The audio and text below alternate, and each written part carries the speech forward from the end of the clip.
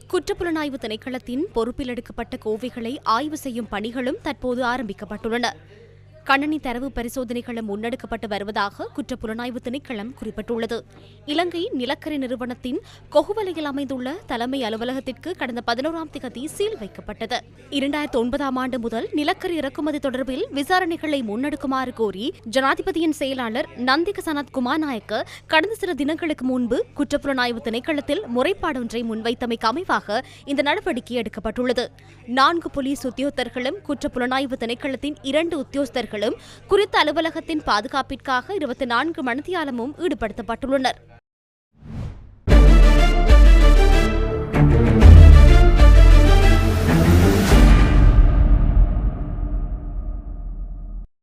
என்ன இந்த நிலக்கரி பிரச்சினை?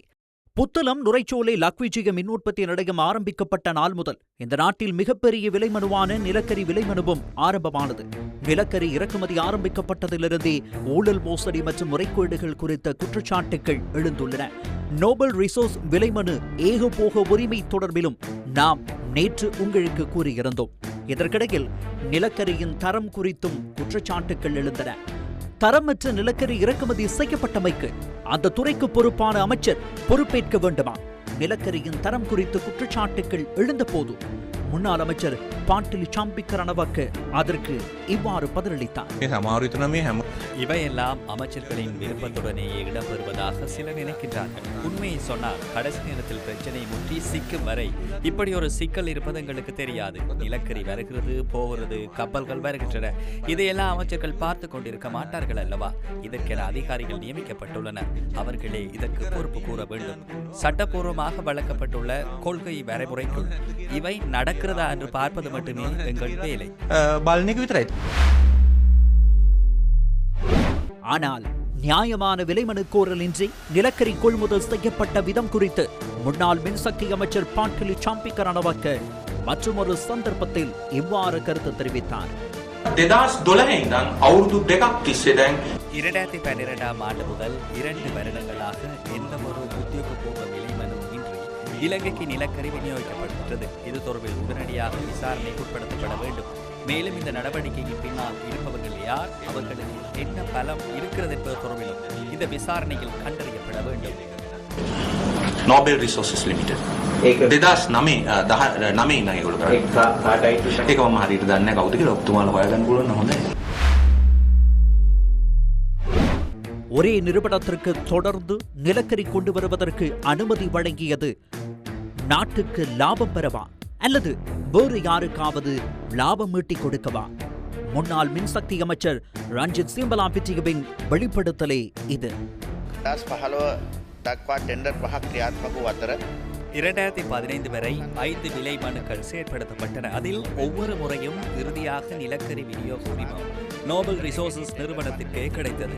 அந்த நிறுவனம் எந்த ஒரு விலை மனுவிலும் நேரடியாக தெரிவு செய்யப்படாவிட்டாலும் மேல்முறையீட்டு சபையின் முடிவுகள் அல்லது அமைச்சரவையின் முடிவுகளின்படி இறுதியாக மின் உற்பத்தி நிலையத்திற்கு நிலக்கரி வழங்கும் ஒரே விநியோகஸ்தராக மாறியது ஒரு விசேட அம்சமாகும். 2011ஆம் ஆண்டு கடல் சீற்றம் காரணமாக நிலக்கரி கப்பல்களை இறக்க முடியாமல் போனதால் தோரியன் அயன் அண்ட் ஸ்டீல்ஸ் நிறுவனத்திற்கு அந்த நிலக்கரியை வழங்கியதனூடாக இலங்கை மின்சார சபைக்கு ஏற்பட்ட நஷ்டம் 400 மில்லியன் ரூபாவாகும்.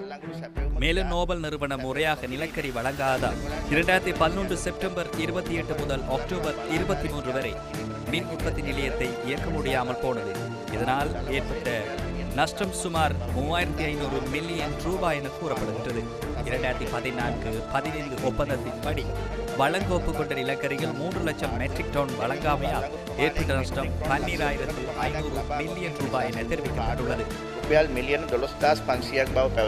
இங்கே 2 பெயர்கள் அடிபடுகின்றன. ஒன்று நோபல் ரிசோர்ஸ், மற்றொன்று தோரியன் அயன் அண்ட் ஸ்டீல்ஸ். விலைமனு கூட இல்லாமல் இலங்கையின் மிகப்பெரிய கொள்முதலை செய்ய எவ்வாறு முடிந்தது? அதற்கு பின்னால் பெரிய செல்வாக்கு இருந்திருக்க வேண்டுமல்லவா? அந்த செல்வாக்கை செலுத்தியது யார்? அதனால் லாபம் அடைந்தது யார்? நோபல் ரிசோர்ஸ் நிறுவனத்திற்கு பின்னால் இருந்தது யார் என்று ஒருமுறை பாட்டிலி சாம்பிக்க ரணவக்க இவ்வாறு தெரிவித்தார். தமக்கு எதிராக தாம் ஏற்கனவே இருந்த முகாமை சேர்ந்தவர்கள் குற்றச்சாட்டுக்களை முன்வைத்த போது பாட்டில் சாம்பிக்க ரணவக்க சில விடயங்களை வெளிக்கொணர்ந்தார். ටෝරියන් කියන්නේ මහින්ද රාජපක්ෂ டோரியன் என்பது மஹிந்த ராஜபக்சவின் இளைய மகன் விண்வெளிக்கு செயற்கைக்கோள் அனுப்பிய நிறுவனம். இந்த நிலக்கரி இறக்குமதிக்காக இருந்த நோபல் ரிசோர்சஸ் நிறுவனத்துக்கு பின்பாக இருந்தது யார் என்பது ஊரறிந்த ரகசியம். பேரளவில் ஒரு நிறுவனமும் சில நபர்களும் இருந்தனர். அதற்கு மேலதிகமாக இன்னொரு நபரும் இருந்தார். ஒரு சக்தி வாய்ந்த குடும்பத்தின் மகள் ஒருவர் இந்த செயற்பாட்டின் பின்பாக இருந்தார்.